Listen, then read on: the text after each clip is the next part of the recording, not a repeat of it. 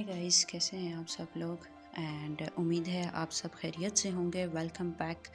पिछली वीडियो में हमने फिग्मा इंस्टॉलेशन सीखी थी। आज की वीडियो बहुत इंपॉर्टेंट है क्योंकि आज हम फिग्मा के टूल बार और सारे टूल्स को डिटेल्स में एक्सप्लोर करेंगे।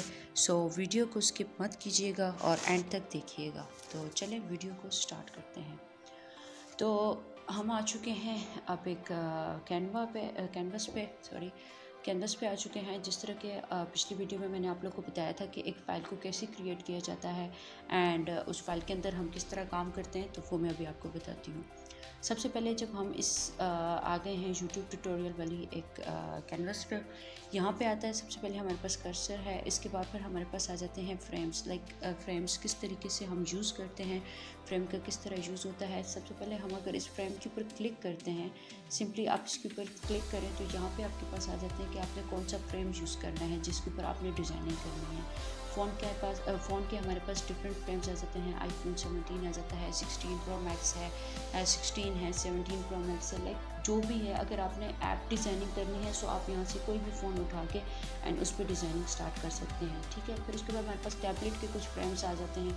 टैबलेट में भी हमारे पास iPad mini 8.3 है। लाइक आपको जो भी वर्जन चाहिए आप उसमें से कोई भी iPad का फ्रेम उठाएं एंड यहाँ पे इस पर क्लिक करें एंड यहाँ पे इस पर ड्रॉ करना स्टार्ट कर दें। ठीक है, दूसरा हमारे पास आ जाता है डेस्कटॉप पे कि आप लोगों ने किस वेब के लिए अगर आप लोगों ने डिज़ाइनिंग करनी है सो आपने किस उस पे करनी है, मैकबुक पे करनी है या मैकबुक प्रो पे करनी है या डेस्कटॉप पे करनी है या वायर फ्रेम से। आप लोग किसी भी चीज़ में आप इसमें से कोई भी फ्रेम उठा सकते हैं। ठीक है, अगर आप लोगों ने प्रेजेंटेशन वगैरह बनानी है फिग्मा के अंदर सो आप वो भी यहाँ से कोई भी फ्रेम उठा सकते हैं। वॉचेस के लिए अगर आपने कोई डिज़ाइन बनाना है तो वॉचेस के भी हमारे पास काफ़ी सारे फ्रेम्स की वैरायटी मौजूद है। आप यहाँ से कोई भी फ्रेम उठा सकते हैं। पेपर्स भी हमारे पास मौजूद हैं। अगर आपने A4 पेपर पर डिज़ाइनिंग करनी है या A5 पे करनी है या जिस पे भी आपने करनी है आप इस चीज़ को उठा सकते हैं। सोशल मीडिया है तो सोशल मीडिया का भी हमारे पास जो डिफरेंट हम पोस्ट वगैरह डिज़ाइन कर रहे होते हैं सो हम वो भी यहाँ से कर सकते हैं। कोई भी फ्रेम उठाएं तो वो फिक्स साइज़ होता है फ्रेम का, यहाँ से आप उठाएं एंड इस पर डिज़ाइनिंग करें एंड उसको पोस्ट कर दें।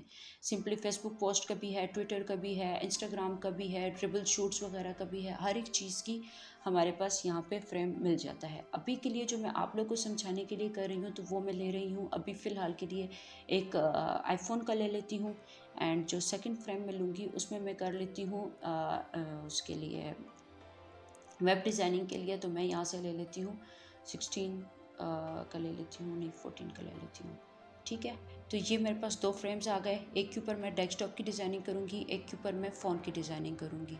ठीक है, तो ये यहाँ पे है। यहाँ से आप सिंपली इनका चेंज भी कर सकते हैं। सो मैं इसको कर देती हूँ फ़ोन डिज़ाइन एंड इसको मैं कर लेती हूँ मैकबुक ही रहने देती हूँ, मैकबुक डिज़ाइन। ठीक है, तो ये चीज़ हो गई। हमारे पास फ्रेम्स का आप लोग को समझ आ गई होगी। एंड नेक्स्ट फिर अब हम आ जाते हैं जो भी इसके डिज़ाइनिंग वाले बार हैं। तो सबसे पहले हमारे पास आ जाता है यहाँ पर रेक्टेंगल। अगर आपको रेक्टेंगल शेप चाहिए तो आप रेक्टेंगल शेप यहाँ से ले सकते हैं। लाइन अगर आपने ड्रॉ करनी है लाइन ले सकते हैं। एरो है, एलिप्स है, पॉलीगॉन है, स्टार है, आपने कोई भी करना है आप कर सकते हैं। एंड सबसे मेन चीज़ जो आप लोगों के लिए है वो इसमें ये है कि आप यहाँ से इमेज को उठाएंगे। इमेज वो वाली आपके पास आएगी जो कि आप लोग के उधर डेस्कटॉप पे होगी। जो आप लोगों ने डेस्कटॉप में या पीसी में आपने कहीं भी कोई इमेज रखी हुई और आप चाहते हैं कि वो यहाँ पे इंपोर्ट हो जाए सो वो भी आप यहाँ से कर सकते हैं। ओके, वो फिर मैं आप लोग को नेक्स्ट वीडियो में इस चीज़ की डिटेल से बताऊंगी कि आपने किस तरह पिक्चर की बैकग्राउंड को कैसे रिमूव करना है और पिक्चर के अंदर जो आप लोगों ने बाहर से पिक्चर लेनी है तो उसको फिग्मा के अंदर किस तरह इंपोर्ट करना है वो आप लोगों को मैं सिखा दूँगी। सेकेंडली अभी मैं फॉर एग्जांपल यहाँ से ले लेती हूँ रेक्टेंगल।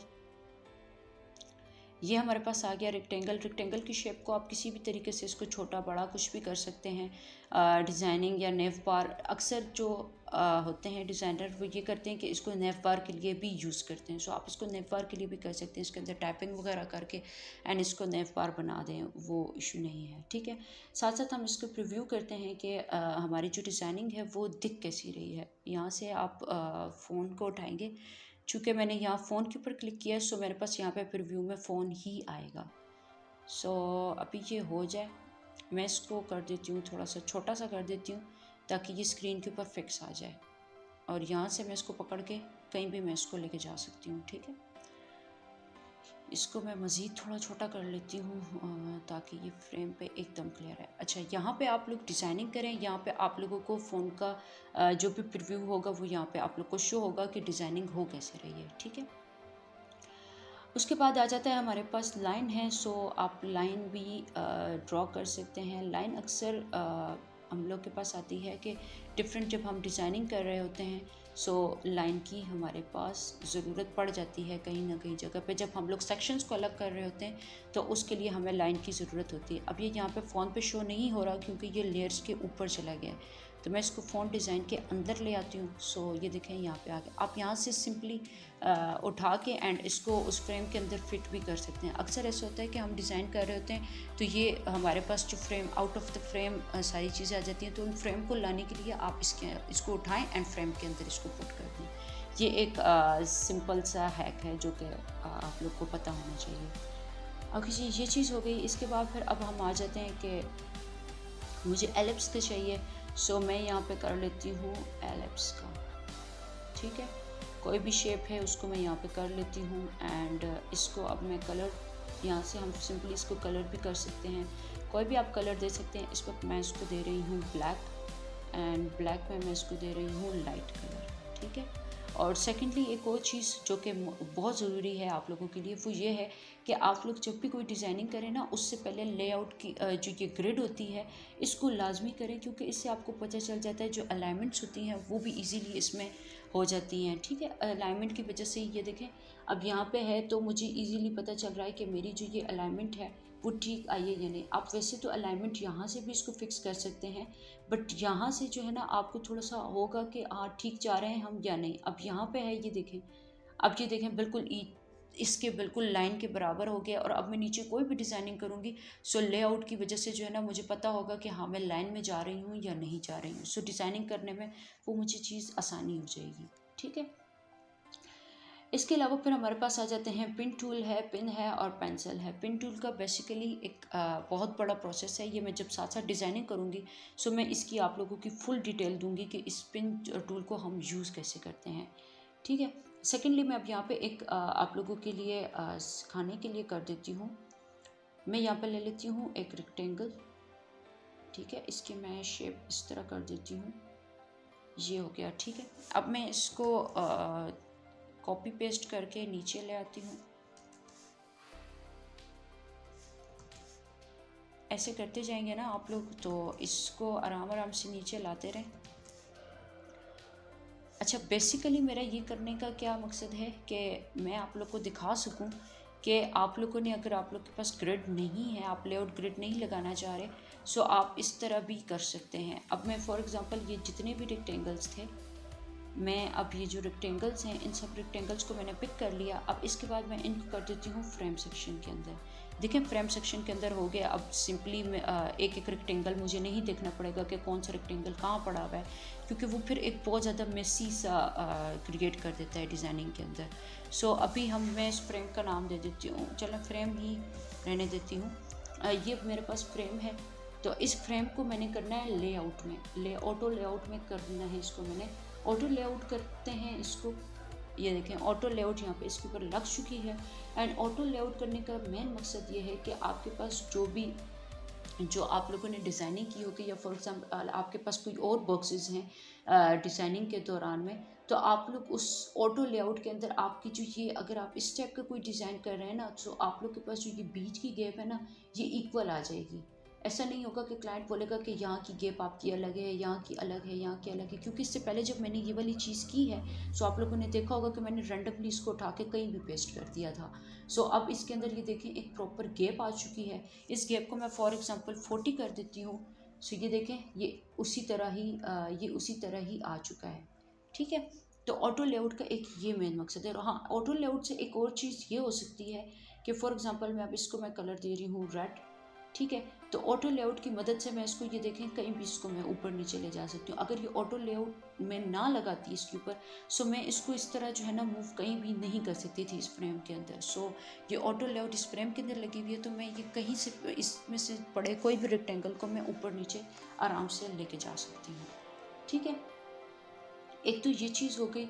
एंड सेकेंडली आपने इसके अंदर अगर कोई भी है फ्रेम तो उसका हम लोग कॉर्नर्स वगैरह को भी देखते होते हैं, कॉर्नर्स रेडियस जो भी करना हो आप लोगों ने, सो वो भी आपको देखना होता है। फॉर एग्जांपल मैं यहाँ पे कर रही हूँ 6, तो ये देखें मेरे पास जो कॉर्नर है वो हो चुका है, यहाँ से देखें कॉर्नर की हमारे पास यहाँ से बन चुका है। अब ये साथ साथ जब हम डिज़ाइनिंग करेंगे, सो डिज़ाइनिंग के दौरान मैं आप लोगों को ईच एंड एवरीथिंग इस चीज़ की भी क्लियर करूँगी कि किस तरह हम लोग कॉर्नर करते हैं और कहाँ कहाँ हमें ऑटो लेआउट की ज़रूरत पड़ती है, एंड किस तरह हम लोग हर एक जो इसके अंदर टूल है वो हम किस तरह यूज़ करते हैं क्लाइंट के प्रोस्पेक्टिव से। ठीक है, फिर यहाँ पे हमारे पास आ जाता है टेक्स्ट, तो टेक्स्ट में इसके अंदर कुछ भी दे देती हूँ। यहाँ पे चूँकि ऑटो लेआउट लगी हुई है, सो मैं यहाँ से अब कोई दूसरा फ्रेम ले लेती हूँ। इसका इशू नहीं है, आप कर सकते हैं, टेक्स्ट को भी यहाँ पे ऐड कर सकते हैं। मैं चले यहीं पे कर देती हूँ, मैं यहाँ पे कर देती हूँ टेक्स्ट। मैं इस फ्रेम के अंदर कर रही हूँ, Ctrl+C भी आप सिंपली कर सकते हैं। मैं यहाँ पे कर सकती हूँ, ठीक है। अगर सिंपली आपने इसको भी बॉक्स बनाना है सो आप इसको भी बॉक्स बना सकते हैं। ये हमारे पास आ गया है रेक्टेंगल, इसको मैं कर देती हूँ बिंग टू फॉन्ट क्योंकि ये मुझे यहाँ पे नज़र नहीं आ रहा, और इसका मैं कलर कर देती हूँ ब्लैक, ठीक है। और इसका जो साइज़ है उसको मैं थोड़ा सा ज़्यादा कर देती हूँ ताकि ये स्क्रीन के ऊपर क्लियरली नज़र आए।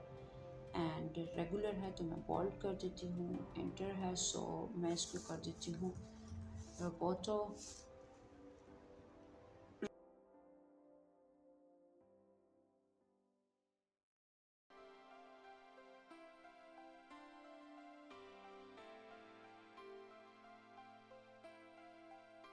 तो इसकी अलाइनमेंट भी मैं बिल्कुल सेंटर में कर देती हूँ। अगर आप यहाँ से सिंपली इसके साथ माउस के साथ नहीं कर सकते हैं तो आप यहाँ से जो इनके टूल्स हैं आप यहाँ से भी इनको यूज़ कर सकते हैं, ठीक है। तो ये चीज़ हो गई, एंड अब मैं इसको थोड़ा सा इधर ले आती हूँ ताकि ये इसकी इक्वल हो जाए। ये मैं इसकी अलाइनमेंट यहाँ कर देती हूँ एंड इसको मैं यहाँ ऊपर की तरफ कर देती हूँ, लेकिन वो बहुत अजीब लग रहा है। चलो इसको मैं फ़िलहाल ऐसे ही कर लेती हूँ। बस यही है कि टूल्स को यूज़ कैसे किया जाता है और आप लोग इस चीज़ को सीखें, एंड टूल्स का यूज़ कैसे होता है आप लोगों ने ये चीज़ देख ली होगी। तो अभी जो मेरी नेक्स्ट वीडियो आएगी वो मैं उसमें आप लोगों को पिन टूल का करना सिखाऊंगी, एंड देन फिर उसके साथ ही मैं आप लोग को ऑटो लेआउट के कुछ और भी सिखाऊंगी, क्योंकि ऑटो लेआउट सिर्फ ये चीज़ नहीं है जो मैंने यहाँ पे की। ऑटो लेआउट काफ़ी और चीज़ों में भी हमें हेल्प करती है। तो वो मैं जब साथ साथ डिज़ाइनिंग करूँगी, क्लाइंट के जो मेरे पास जो प्रोजेक्ट्स आया करेंगे वो जब मैं आप लोग के सामने लाइव किया करूँगी, सो आप लोग को पता होगा कि कौन सा टूल कैसे यूज़ होता है। सो तब तक के लिए बाय बाय, एंड मेरे चैनल को लाइक एंड सब्सक्राइब करना मत भूलिएगा ताकि आप लोग की जो नेक्स्ट वीडियो है वो आप लोगों को टाइमली मिलती रहे, एंड आप लोग इसको टाइमली वॉच करते रहें ताकि आप लोग मेरे साथ साथ ही इस कोर्स को कंप्लीट कर लें। तब तक के लिए अल्लाह हाफिज़। Okay, thank you.